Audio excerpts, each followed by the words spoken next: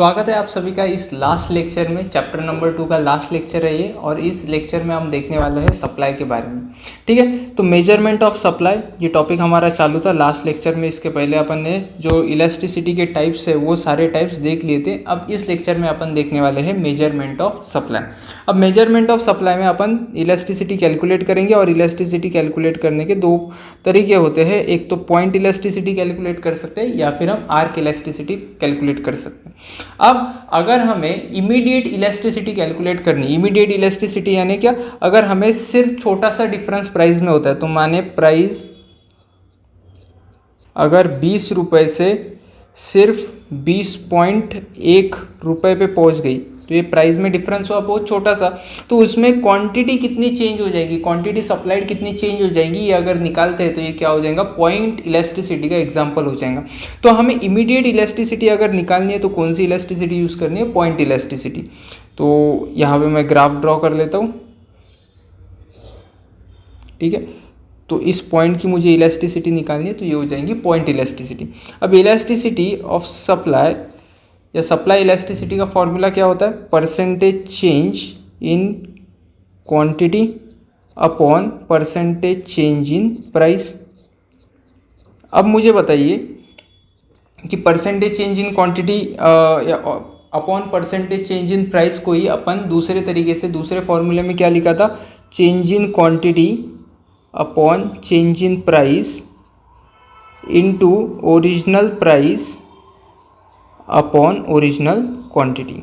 ठीक है, ये चीज़ अपन ने लिखी थी, ये दूसरा फॉर्मूला था अपना। बट यहाँ पे सिंपल सी बात है, ये जो चेंज अपन देख रहे हैं, ये चेंज अपने को क्या चाहिए, लार्ज चेंज नहीं चाहिए, बहुत ही स्मॉल चेंज चाहिए। इसी वजह से अपन क्या करेंगे, इस चेंज को, ये जो ट्रायंगल है ये लार्ज चेंज को रिप्रेजेंट करता है, इसको अपन चेंज करके स्मॉल डी करेंगे जो रिप्रेजेंट करता है स्मॉल चेंज को। तो ये आ जाएगा D Q upon D P into P upon Q.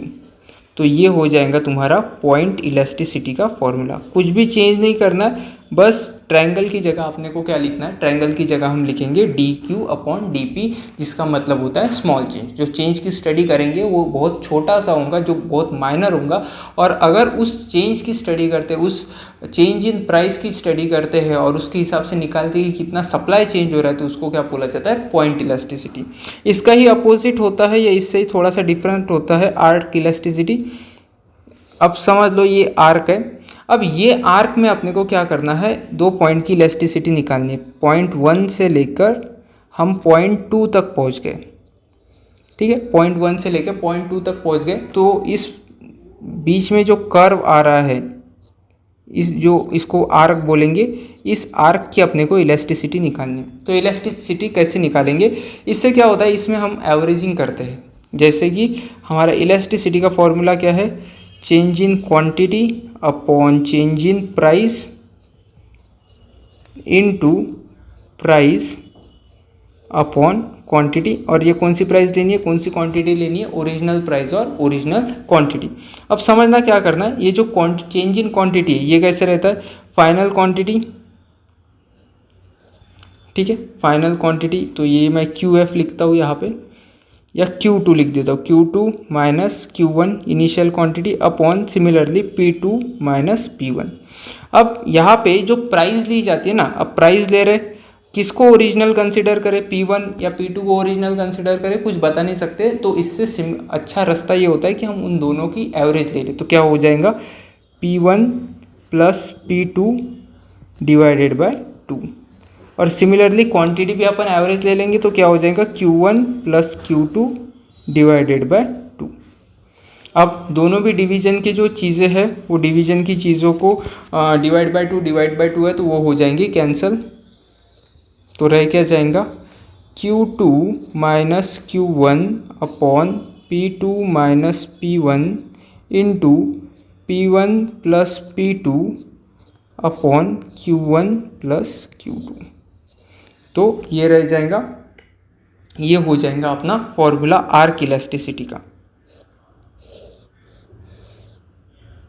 ठीक है, तो ये आर्क इलास्टिसिटी का फॉर्मूला बन गया अपना। यहाँ पे जहाँ पे अपन चीज़ों का एवरेज लेते हैं, और ये बन गया अपना पॉइंट इलास्टिसिटी का फॉर्मूला। दोनों भी फॉर्मूले याद रखने, दोनों भी इंपॉर्टेंट रहेंगे। ज़्यादा कौन सा इंपॉर्टेंट है? ज़्यादा इंपॉर्टेंट है आर्क इलास्टिसिटी वाला। ठीक है, आगे बढ़ते हैं। नेक्स्ट आता है determinant of elasticity of supply. Determinants of elasticity of supply. इसके पहले अपन ने जो डिटर्मिनेंट देखे थे वो डिटर्मिनेंट ऑफ सप्लाई थे। अब ये जो डिटर्मिनेंट हम देख रहे हैं वो क्या है? Determinant of elasticity of supply. Supply की इलास्टिसिटी कैसे चेंज होती है? तो सबसे पहला पॉइंट है इसमें cost of production. If production cost rise significantly as output increases the supply is less elastic. समझना क्या बोल रहे?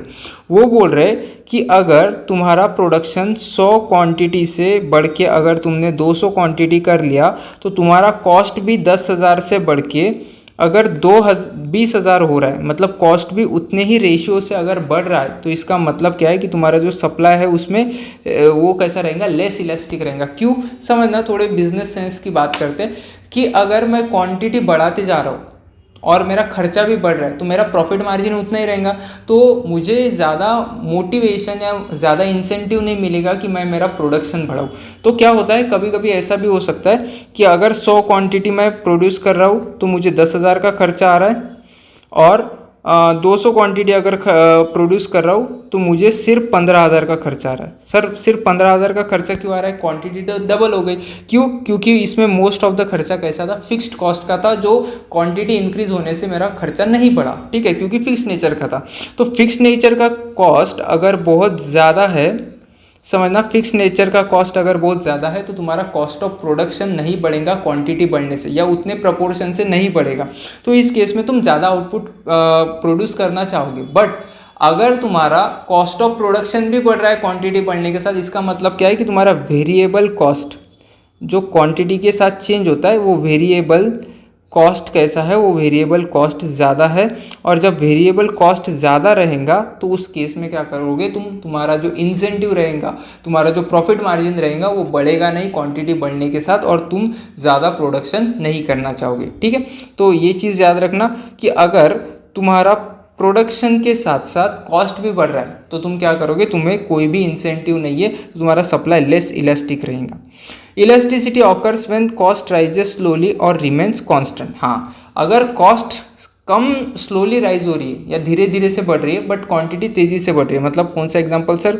100 क्वांटिटी से 200 क्वांटिटी पे चले गए और कॉस्ट सर बढ़ गई, सिर्फ 10,000 से लेके 15,000 हो गई। तो इस केस में क्या हो गया?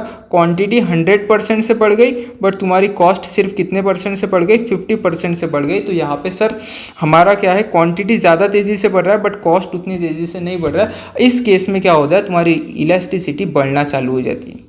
तुम्हारी इलास्टिसिटी बढ़ना चालू हो जाती है। तुम जैसे जैसे तुम्हारी प्राइस बढ़ाते हो वैसे वैसे तुम्हारा सप्लाई भी क्या हो जाएगा? धीरे धीरे बढ़ जाएगा, क्योंकि तुम्हारा पता है कि कॉस्ट ऑफ प्रोडक्शन कैसा है? ज़्यादा नहीं है, यानी मोस्ट ऑफ द तुम्हारा कॉस्ट ऑफ प्रोडक्शन कैसे नेचर से बना है? फिक्स्ड नेचर से बना है। Complexity of production. Next point, complexity of production. Production no longer products with longer more complex production process, example aircraft, cruise ships have lower supply elasticity। समझना क्या होता है? ये जो कॉम्प्लेक्स प्रोडक्शन होते हैं एयरक्राफ्ट्स के, क्रूज शिप्स के, इसका एक स्पेसिफिक ऑर्डर बुक होता है और उसके बेसिस पे वो पहले से ही डिसाइड करके रखते हैं, पहले से ही रिसोर्सेज जमा के रखते हैं कि कितना सप्लाई उन्हें करना है। तो इस केस में उनका जो प्लानिंग है वो प्लानिंग प्राइस के हिसाब से कभी चेंज नहीं होता, और कर भी नहीं सकते हो। ऐसा नहीं कर सकते कि एयरक्राफ्ट की डिमांड ज़्यादा बढ़ रही है तो अगले ही साल दूसरी फैक्ट्री बना दे, क्योंकि फैक्ट्रीज बनाने को या अपनी प्रोडक्शन प्रोसेस या प्रोडक्शन कैपेसिटी बढ़ाने को ही उनको 4-5 साल लग जाते। तो कॉम्प्लेक्स प्रोडक्शन प्रोसेस में क्या होता है? प्राइस कितनी भी चेंज हो गई, उनका जो आउटपुट होता है वो जनरली फिक्स रहता है। आउटपुट ज़्यादा सिग्निफिकेंटली वो चेंज नहीं कर सकते, क्योंकि प्रोडक्शन प्रोसेस के कॉन्स्टेंट होते हैं, प्रोडक्शन प्रोसेस की लिमिटेशंस होती है। Simpler products, example motor bike, have higher elasticity. But अगर प्रोडक्ट सिंपल रहा तो उसकी प्रोडक्शन प्रोसेस भी सिंपल रहेंगी, तो उसकी प्रोडक्शन प्रोसेस बढ़ाना बहुत इजी हो जाता है इस केस में। तो कभी कभी जब प्राइस बढ़ती है ना तो ये नया प्रोडक्शन यूनिट इस्टेब्लिश कर सकते हैं, या प्रोडक्शन कैपेसिटी उसी यूनिट में एकदम तेज़ी से बढ़ा सकते हैं, जिसकी वजह से क्या हो जाएगा? जो सप्लाई है मोटर बाइक्स का वो जनरली जल्दी बढ़ जाएगा। तो अगर एग्जाम्पल देख लेते, अगर एक शिप है और अगर एक कार है तो मोर कॉम्प्लेक्स क्या है सर? मोर कॉम्प्लेक्स शिप है।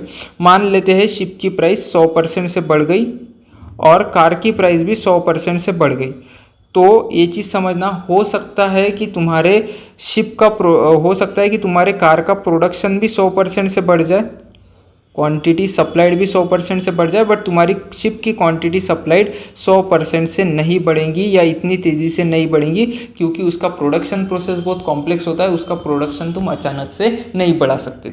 नेक्स्ट पॉइंट आते हैं, नेक्स्ट पॉइंट पे, यह है time period. In longer run supply is more elastic as firms can expand their production and new firms can enter into the market. In short run supply is less elastic due to limited time to adjust resources. क्या बोला है कि अगर long term supply निकाल रहे हो, मतलब तुम चेंज निकाल रहे हो, क्वांटिटी का जो चेंज निकाल रहे हो वो अगर 1 साल का निकाल रहे हो, ठीक है, तो तुम्हें इलास्टिसिटी हमेशा ज़्यादा मिलेगी।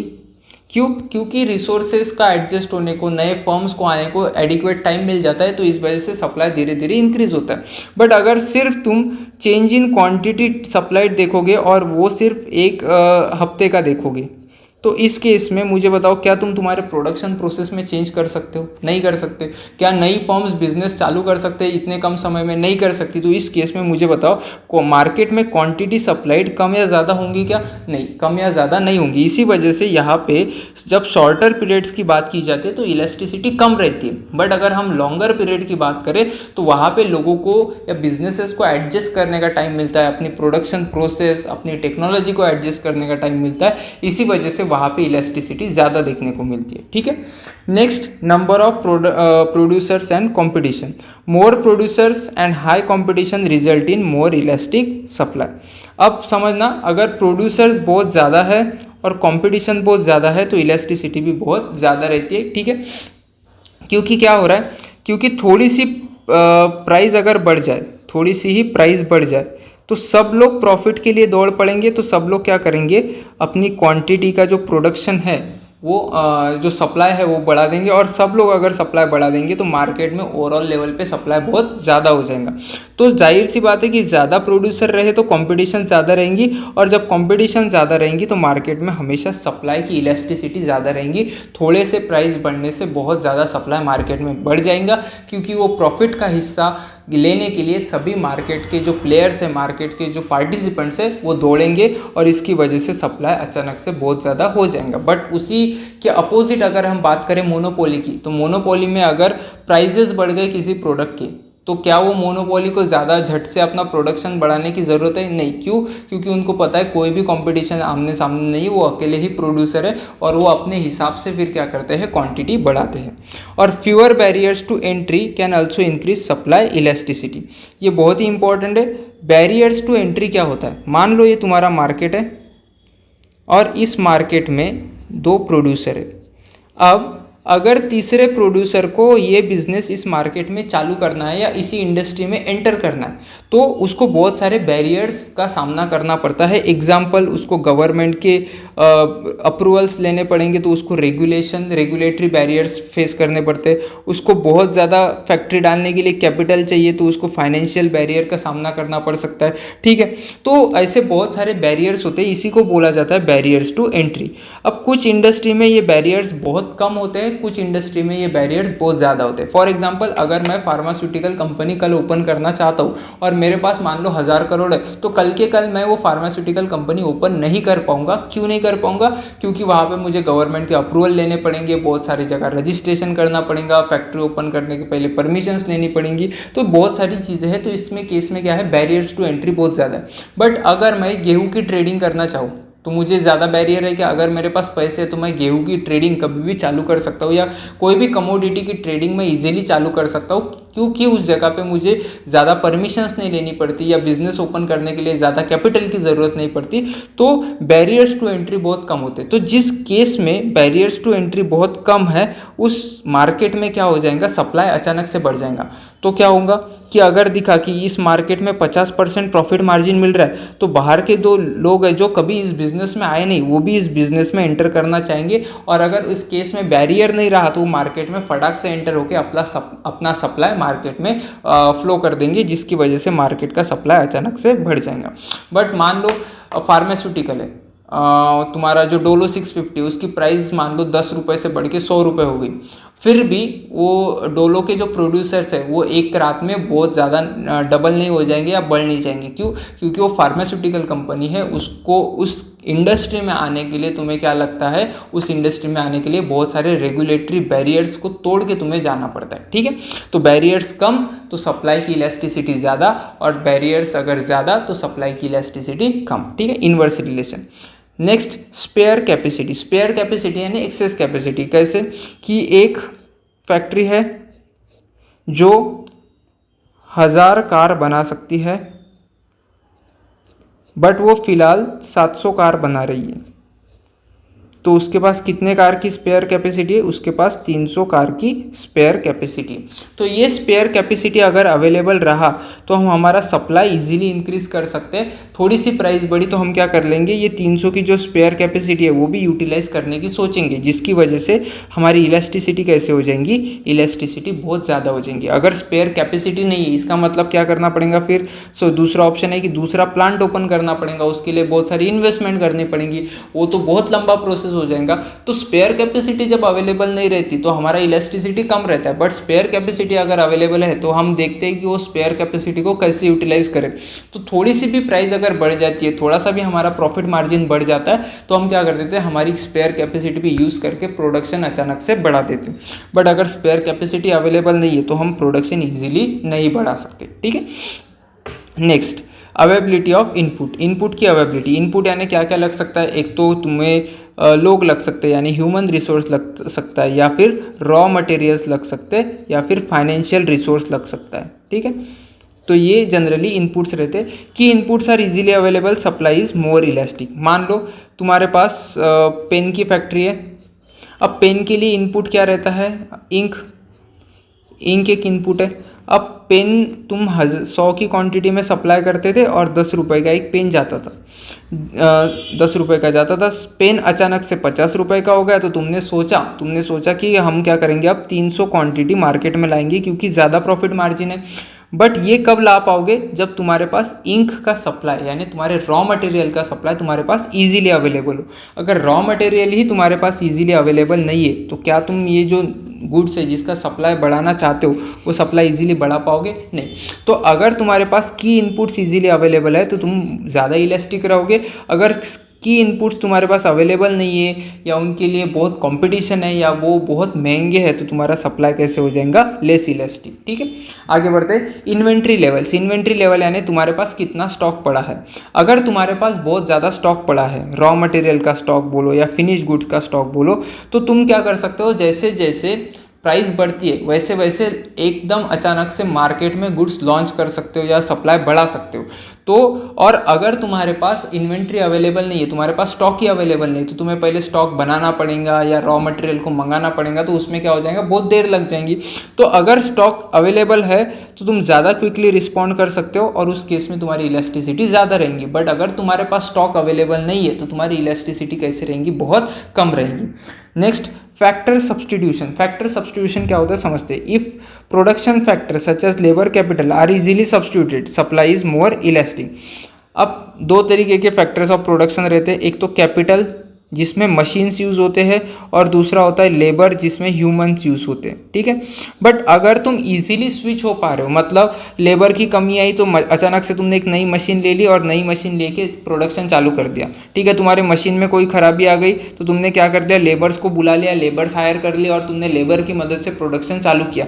तो ये अगर सब्सटीट्यूशन तुम ईजिली कर पा रहे हो तो तुम्हारी इलास्टिसिटी कैसे रहती? बहुत ज़्यादा रहती है। सब्सटीट्यूशन अगर ईजिली कर पा रहे हो तो तुम्हारी इलास्टिसिटी बहुत ज़्यादा रहेंगी। बट अगर ये सब्सटीट्यूशन पॉसिबल नहीं, मान लो तुम्हारी मशीन खराब हो गई और लेबर के मदद से तुम ये काम नहीं कर सकते, तो तुम्हारा प्रोडक्शन क्या है, प्रोडक्शन रुक जाएगा। या फिर प्राइस बढ़ने के बाद तुम्हारा प्रोडक्शन तुम अचानक से नहीं बढ़ा पाओगे क्योंकि ये जो सब्सटीट्यूशन वाली एबिलिटी है वो तुम्हारे प्रोडक्शन प्रोसेस में नहीं है।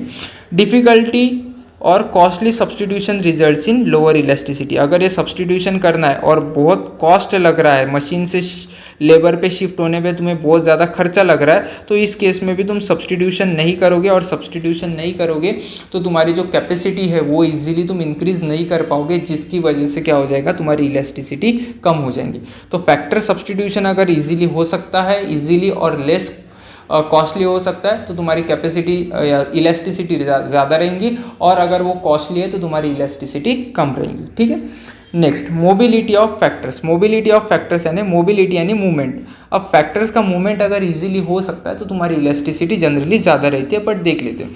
Higher occupational mobility of labour and capital leads to more elastic supply. मान लेते हैं कि तुम यहाँ पे महाराष्ट्र में हो और एक दूसरा स्टेट है बिहार। बिहार के लेबर्स, ठीक है, बहुत स्किल्ड है एक पर्टिकुलर प्रोडक्ट बनाने में, मान लेते हैं, ठीक है, और महाराष्ट्र में ये फैक्ट्री है।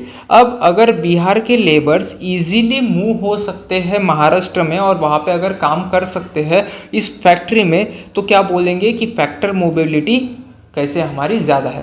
बट अगर बिहार के वर्कर्स किसी कारण से यहाँ पे आ नहीं सकते या यहाँ पे काम नहीं कर सकते, क्योंकि उनको मान लेते हैं वेदर सूट नहीं कर रहा है, या क्लाइमेटिक कंडीशंस अच्छी नहीं है, या पॉलिटिकल इश्यूज़ है, तो इस वजह से अगर वो यहाँ पे आके काम नहीं कर सकते, तो इस केस में हम क्या बोलेंगे कि फैक्टर मोबिलिटी नहीं है। और अगर फैक्टर मोबिलिटी नहीं है तो मुझे बताओ, महाराष्ट्र में क्या तुम प्रोडक्शन बढ़ा पाओगे? तुम्हारा अगर प्रोडक्शन ही नहीं बढ़ा पाओगे तो तुम्हारा सप्लाई बढ़ेगा क्या? नहीं, सप्लाई भी नहीं बढ़ेगा।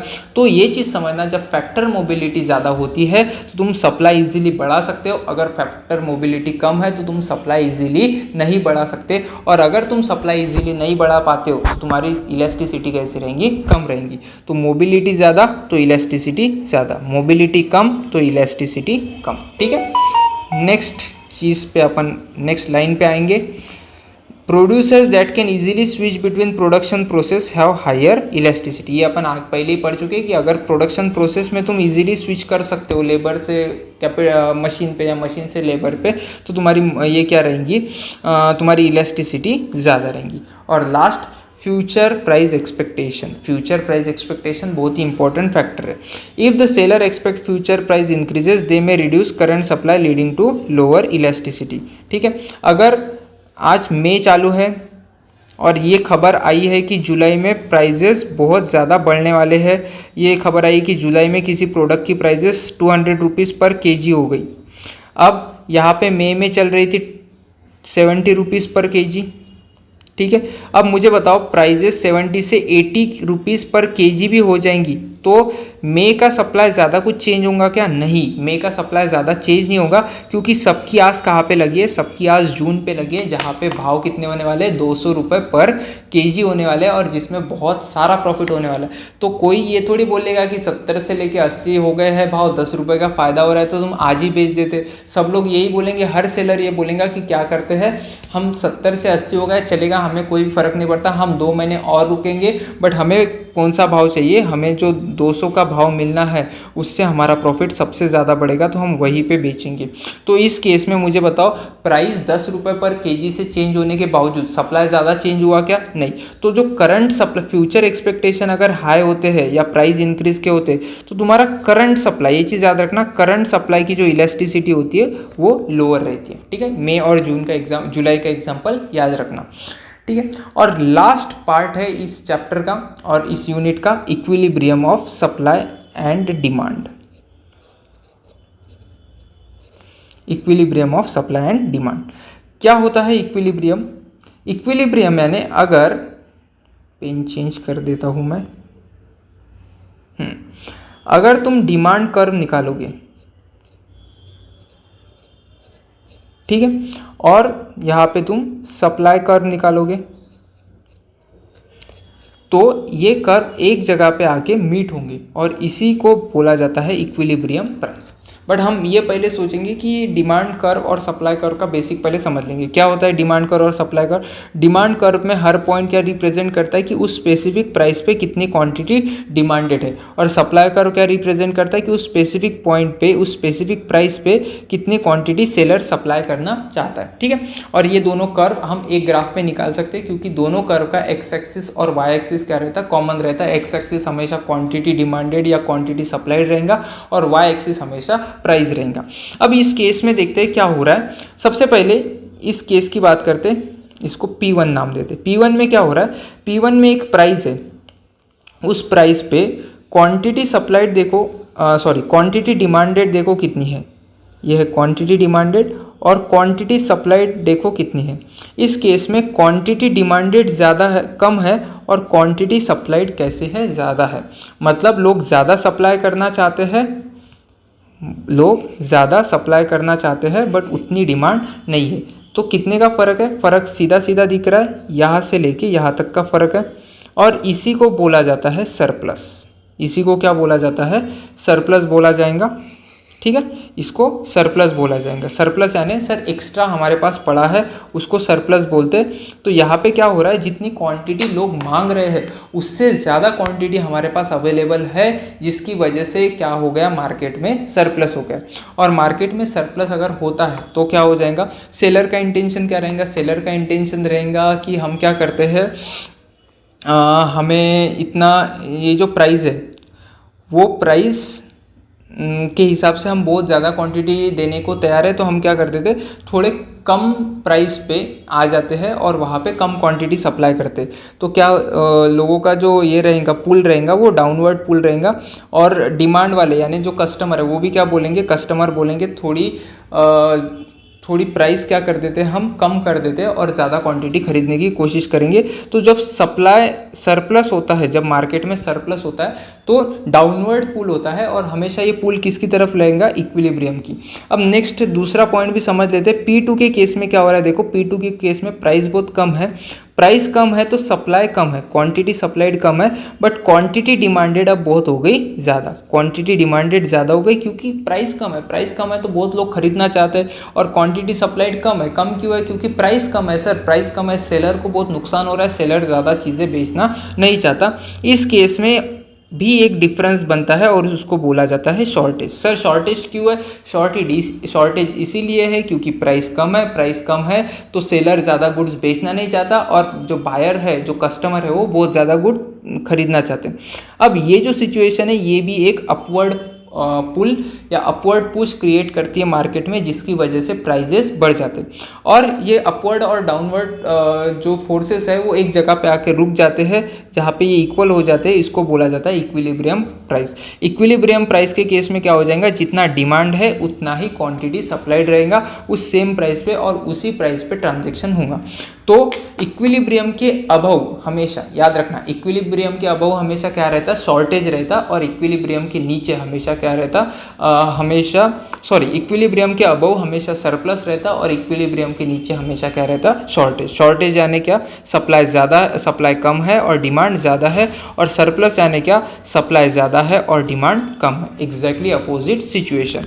और इक्विलिब्रियम पॉइंट पे क्या रहेगा, demand is equals to supply रहेगा, और उसी प्राइस पे सभी ट्रांजेक्शन होंगे, और उसी को जनरली मार्केट प्राइस बोला जाता है। ठीक है, अब दो पॉइंट जो हमें पढ़े हैं, यह है कंज्यूमर सरप्लस, हमने पहले पढ़ चुका है। कंज्यूमर सरप्लस क्या होता कि कोई कस्टमर मान लो 100 रुपये देने को तैयार है उस गुड्स के, बट मार्केट में प्राइस चल रहा है सिर्फ 50 रुपये का उसी गुड्स के लिए, तो उसको फ़ायदा कितने का हो गया, उसको 50 का फ़ायदा हो गया, क्योंकि वो तैयार कितने था देने के लिए, सर वो 100 देने को तैयार था, बट उसे कितना देना पड़ा, सिर्फ 50 देना पड़ा, तो फ़ायदा कितने का हुआ, 50 का हुआ।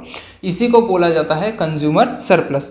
अब ये कंज्यूमर सरप्लस किससे रिप्रेजेंट किया जाता है, ये जो डिमांड कर्व के नीचे पूरा एरिया है ना, ये मान लो इक्विलिब्रियम प्राइस है, इक्विलिब्रियम प्राइस की लाइन और डिमांड कर्व के नीचे का एरिया, तो ये जो एरिया बन जाता है ना, इसी को बोला जाता है कंज्यूमर सरप्लस। इसी को क्या बोला जाएगा, कंज्यूमर सरप्लस। और ये कंज्यूमर सरप्लस एक कस्टमर का नहीं रहता, ये पूरे मार्केट का रहता है, ये चीज़ याद रखना।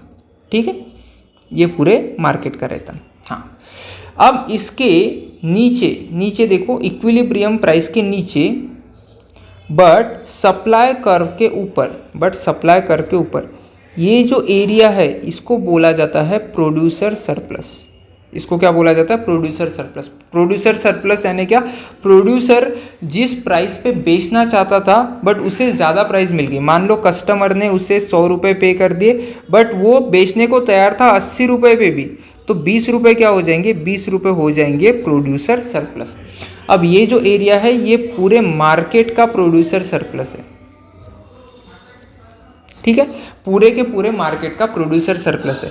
और ये जो कंज्यूमर सरप्लस है और प्रोड्यूसर सरप्लस है, ये दोनों मिलके क्या बनते हैं? ये दोनों मिलके बनते हैं सोशल सरप्लस। मतलब टोटल ओवरऑल सोसाइटी को कितना फायदा हो रहा है, कंज्यूमर को कितना फायदा हो रहा है वो कैसे निकलेगा? कंज्यूमर सरप्लस से। और प्रोड्यूसर को कितना फायदा हो रहा है कैसे निकलेगा? प्रोड्यूसर सरप्लस से। और इन दोनों को जो भी फायदा होता है वो सोसाइटी के अंदर ही आते हैं, तो दोनों के सरप्लस को मिला के क्या बोला जाता है? Social surplus. अब हमेशा याद रखना, एट एन इक्विलिब्रियम प्राइस पे हमेशा ये जो सरप्लस रहेगा, ये surplus, social surplus will be maximum. कौन से प्राइस पे ज़्यादा रहेगा?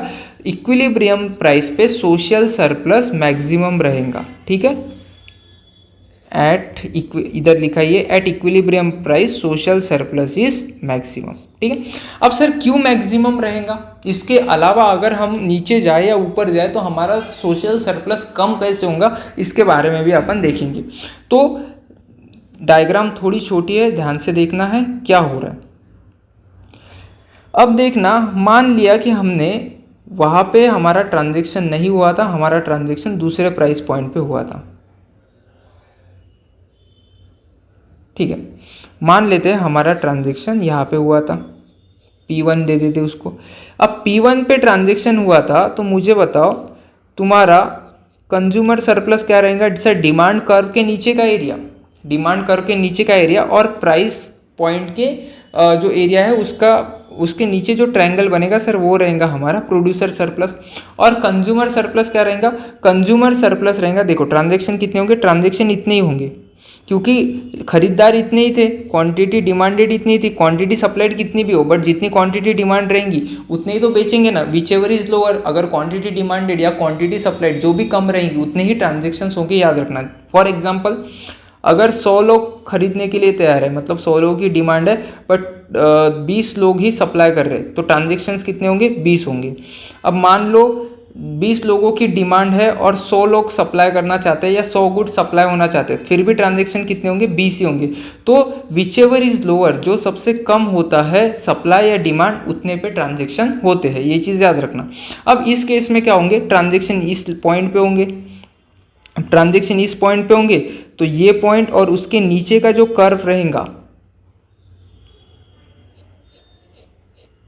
उसके नीचे का जो कर्व रहेगा ये रहेगा प्रोड्यूसर सरप्लस।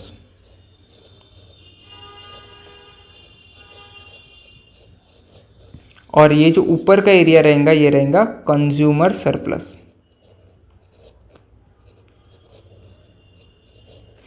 अब ट्रांजैक्शन ये हुए थे, ठीक है, थोड़ा ज़्यादा डायग्राम ये हो रही है, अब डार्क करता हूँ। मुझे बताओ तो तुम्हारा सोशल सरप्लस कितना आएगा? तुम्हारा सोशल सरप्लस बस इतना आएगा, ठीक है। तो तुम्हारा नुकसान कहाँ पे हो रहा है? तुम्हारा नुकसान इस जगह पे हो जाएगा। ये सरप्लस जो तुम्हें पहले मिल रहा था इक्विलिब्रियम प्राइस पे, ये सरप्लस तुम्हें अभी नहीं मिल रहा है, तो ये हो जाएगा तुम्हारा नुकसान, ठीक है। तो थोड़ा दूसरे इसमें लिख देता हूँ।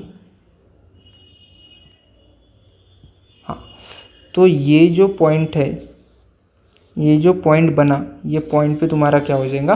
नुकसान हो जाएगा। तो इसे बोला जाता है डेड वेट लॉस। उसे क्या बोला जाता है? Dead weight loss. तो ये थोड़ा आउट ऑफ सिलेबस टॉपिक है अपना, इतना समझ में नहीं आया तो भी चलेगा, बट एक चीज़ याद रखना, अगर तुम्हारा कहीं पे भी ट्रांजैक्शन होता है अदर देन इक्विलिब्रियम, कहीं पे भी ट्रांजैक्शन हो रहा है अदर देन इक्विलिब्रियम, तो तुम्हारा सोशल सरप्लस मैक्सिमम से कम रहेगा। और अगर तुम्हारे ट्रांजैक्शन होते हैं इक्विलिब्रियम पे, तो तुम्हारा सोशल सरप्लस हमेशा कैसे रहेगा? मैक्सिमम रहेगा। बस यही चीज़ें अपने को याद रखनी, ठीक है। ये चार्ट भी याद रखने हैं, इस चार्ट भी बहुत इंपॉर्टेंट है। तो ऊपर जा रहा है, अगर इक्विलिब्रियम के प्राइस के ऊपर है तो क्या हो जाएगा, हमारे पास सरप्लस आ जाएगा, और इक्विलिब्रियम प्राइस के नीचे अगर प्राइस है तो क्या हो जाएगा, मार्केट में शॉर्टेज हो जाएगा, ठीक है। और जब इक्विलिब्रियम प्राइस पे चल रहा है तो demand is equals to supply हो जाएगा और सबका क्या हो जाएगा, भला हो जाएगा। अगर हम इक्विलिब्रियम प्राइस के ऊपर चल रहे हैं तो डाउनवर्ड पुल हम एक्सपीरियंस करेंगे, और अगर इक्विलिब्रियम के प्राइस के नीचे है तो अपवर्ड पुश अपन एक्सपीरियंस करेंगे, ठीक है। और मार्केट हमेशा ये ट्राई करती है कि वो इक्विलिब्रियम प्राइस पे आके रुके।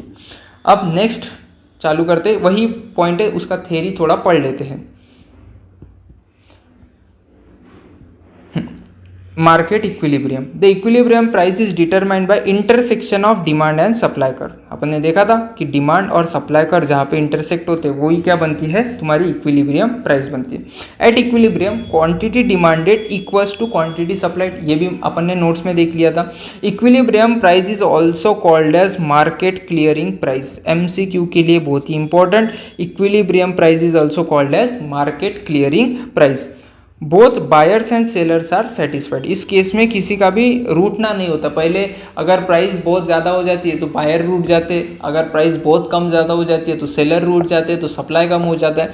बट इक्विलिब्रियम प्राइस पे कैसा रहता है, दोनों लोग खुश रहते, तो यहाँ पे दोनों का सेटिस्फेक्शन मैक्सिमम रहता है। This is core concept of micro economic analysis also known as price theory. तो प्राइस थ्योरी में ये बहुत ही इंपॉर्टेंट कंसेप्ट है मैक्रो इकोनॉमिक्स के, क्योंकि मैक्रो इकोनॉमिक्स पूरे मार्केट की, पूरे कंट्री की बात करता है। तो सिमिलरली ये माइक्रो इकोनॉमिक्स का ये बहुत इंपॉर्टेंट टॉपिक है, क्योंकि एक स्पेसिफिक मार्केट की बात हो रही है, ठीक है।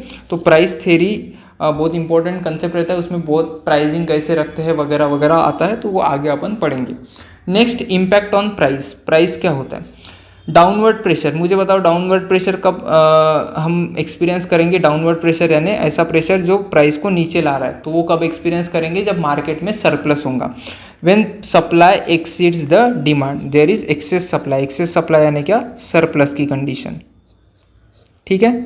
और हम अपवर्ड प्रेशर कब एक्सपीरियंस करेंगे, जब डिमांड ज़्यादा होंगी, ठीक है। When demand exceed supply, demand ज़्यादा है, डिमांड ज़्यादा है मतलब क्या हो जाएगा, शॉर्टेज, ठीक है। तो सरप्लस के केस में डाउनवर्ड प्रेशर और शॉर्टेज के केस में अपवर्ड प्रेशर। एंड इक्विलिब्रियम यानी कैसी कंडीशन, जहाँ पे डिमांड और सप्लाई रहते हैं इक्वल, तो दोनों का सेटिस्फेक्शन रहता है maximum. Market equilibrium and social efficiency. Social efficiency refers to net gains to the society combining consumer surplus and producer surplus. दोनों के सरप्लस अगर एक करे तो जो भी गेन हो रहा है उसे क्या बोला जाता है, उसे बोला जाता है सोशल इफिशियंसी, या उसे बोला जाता है social surplus. Consumer surplus, the benefit consumer get when they pay less than the maximum they are willing to पे।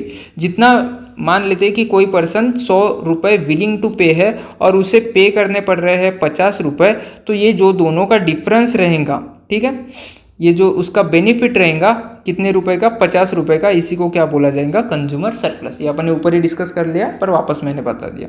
Producer surplus, when benefit producer get when they sell the above the minimum price they are willing to accept. तो वो तो माल अपना 80 में ही बेचना चाहता था, but उसे 100 रुपये पे खरीदार मिल गया, तो वो उसका ये 20 रुपये जो एक्स्ट्रा मिले उसे, वो क्या हो जाएगा, उसका producer surplus. The area above supply curve and below the price line represent producer surplus, ठीक है। प्राइस लाइन कौन सी हो गई सर, ये हो गई, यहाँ पे बहुत ज़्यादा हो गया, हाँ ये हो गई प्राइस लाइन, और उसके नीचे क्या मिला अपने को, उसके नीचे जो भी एक ट्रायंगल मिला सप्लाई कर्व के ऊपर और प्राइस लाइन के नीचे जो ट्रायंगल बना वो क्या बना, प्रोड्यूसर सरप्लस।